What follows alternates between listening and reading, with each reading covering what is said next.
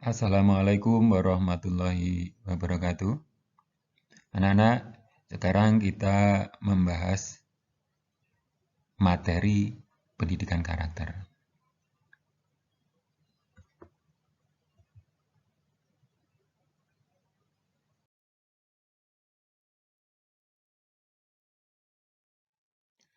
Pendidikan karakter merupakan bentuk kegiatan manusia yang di dalamnya terdapat suatu tindakan yang mendidik, diperuntukkan bagi generasi selanjutnya.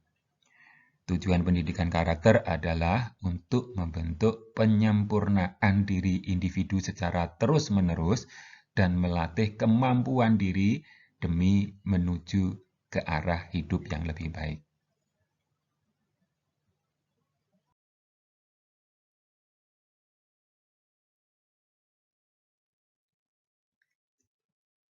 Yang pertama, ada 9 pilar pendidikan karakter. Yang pertama adalah cinta Tuhan dan segenap ciptaannya. Kata kuncinya adalah syukur dan sayang. Syukur atas semua yang sudah diberikan Allah kepada kita. Untuk menciptakan rasa syukur, harusnya kita lebih banyak memandang ke bawah kita, kepada orang-orang yang kurang beruntung dibanding kita. Tetapi, agar kita semangat untuk meraih yang lebih baik, kita hendaknya juga kadang-kadang melihat orang-orang yang di atas kita.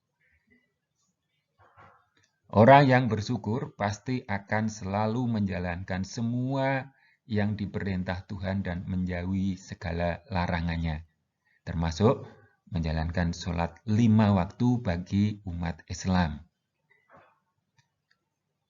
Sayang terhadap semua ciptaannya, serta menjaga alam dan lingkungan kita, juga bukti kecintaan kita pada Tuhan.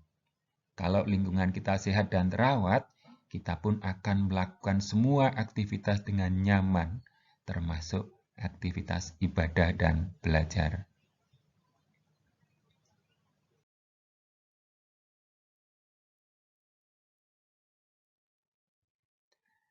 Pilar kedua, mandiri, disiplin, dan tanggung jawab. Mandiri berarti melakukan aktivitas dengan inisiatif diri sendiri. Orang lain hanya membantu, bukan sandaran utama. Disiplin merupakan perasaan taat dan patuh terhadap nilai-nilai yang dipercaya merupakan tanggung jawabnya atau pada peraturan yang diciptakan untuk menata kehidupan kita. Berawal dari kebiasaan mematuhi aturan dan sikap disiplin, akan mendorong kita menjadi lebih bertanggung jawab.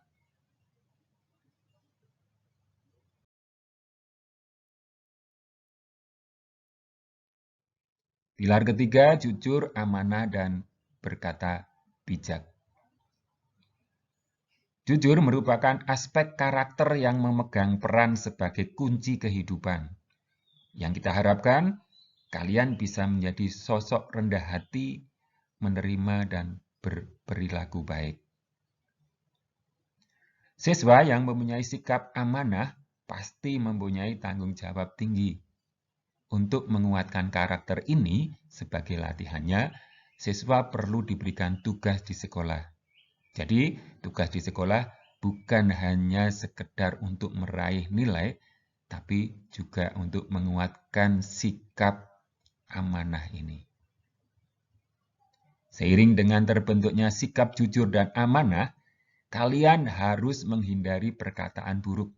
Artinya, kalian harus terbiasa memilih kata yang tepat dalam menyampaikan pendapat maupun pemikirannya. Jangan sampai apa yang kita ucapkan menyakiti orang lain.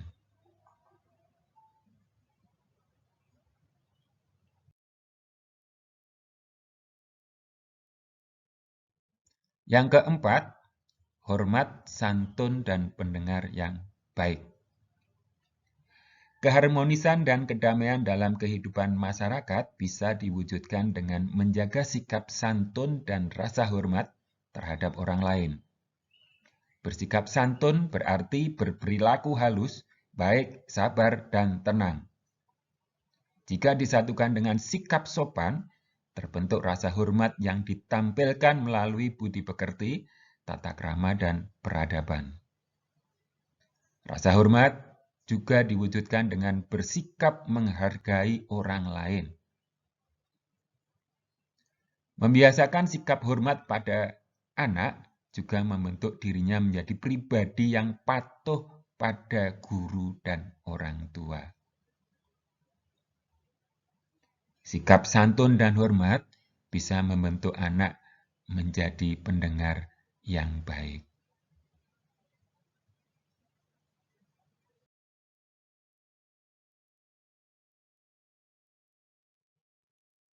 Pilar kelima adalah dermawan, suka menolong, dan kerjasama. Dermawan diartikan sebagai karakter pemurah hati atau seseorang yang suka beramal. Untuk membentuk karakter dermawan, perlu menerapkan beberapa kebiasaan yang sifatnya sosial. Karakter dermawan juga bisa dibentuk dengan membiasakan untuk berbagi. Anak dengan karakter dermawan biasanya suka menolong. Ia mudah merasa simpati dan empati pada orang lain yang sedang kesusahan. Sikap kerjasama juga perlu dimiliki. Pasalnya, dalam menjalani kehidupan juga membutuhkan bantuan orang lain. Meskipun kepribadian mandiri terbentuk di dirinya, kerjasama harus tetap dilakukan supaya pekerjaan lebih ringan dan cepat selesai.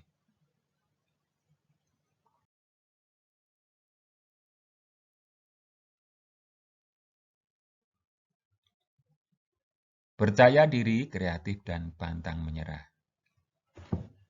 Percaya diri yakni keyakinan atas kemampuannya dalam menghadapi tantangan dan rintangan.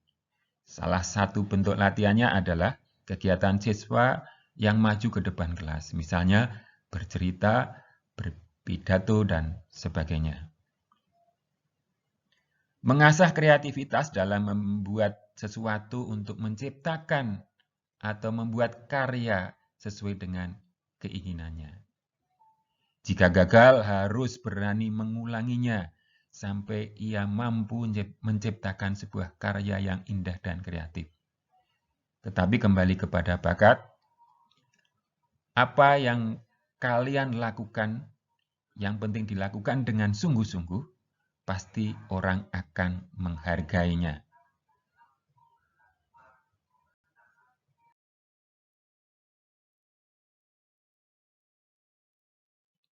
7. Pemimpin yang baik dan adil. Pada dasarnya, setiap anak adalah calon pemimpin masa depan. Karena itu, harus berlatih sejak dini supaya bisa menjadi pemimpin yang baik dan adil. Cara berlatihnya misalnya dengan memberikan contoh atau teladan, seperti menceritakan kisah tokoh-tokoh yang mampu menginspirasi, baik tokoh nasional, internasional, atau contoh di lingkungan keluarga. Dapat juga membuat kegiatan yang mengasah kepemimpinan. Sebagai contoh, memberikan tugas sebagai pengawas piket harian secara bergiliran pada semua anak.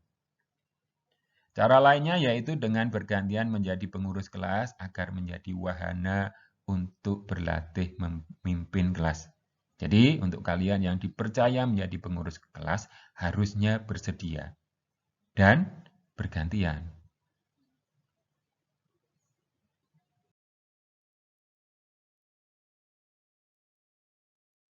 Kedelapan, baik dan rendah hati. Sikap baik dan rendah hati ditandai dengan munculnya karakter lemah lembut, sopan, santun, dan sederhana. Seseorang yang selalu bersikap rendah hati berarti mampu mensyukuri karunia dan nikmat dari Sang Pencipta. Rendah hati juga membentuk seseorang menjadi pribadi mulia. Seseorang yang rendah hati selalu mengucapkan kata maaf setiap berbuat salah, mengucapkan terima kasih apabila diberi sesuatu barang atau jasa, selalu mengucapkan tolong apabila meminta bantuan orang lain. Agar dapat membentuk karakter baik hati, bisa dengan cara memberikan bantuan kepada orang yang tertimpa musibah. Misalnya, menyumbangkan baju layak pakai dan memaketkan buku-buku pelajaran ke daerah tertinggal.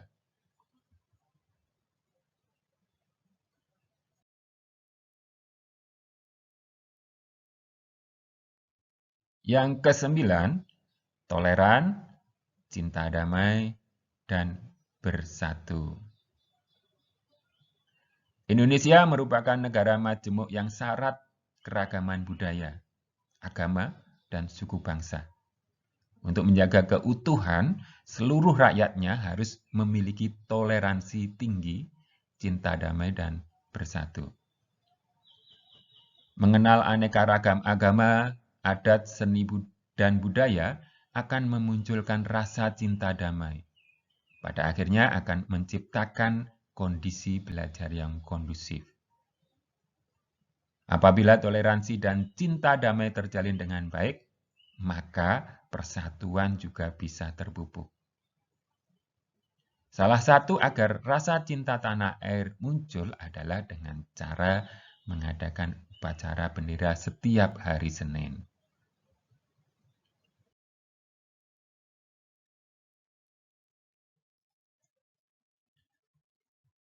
Demikian anak-anak, materi pendidikan karakter. Mudah-mudahan kalian sehat. Saya akhiri. Wassalamualaikum warahmatullahi wabarakatuh.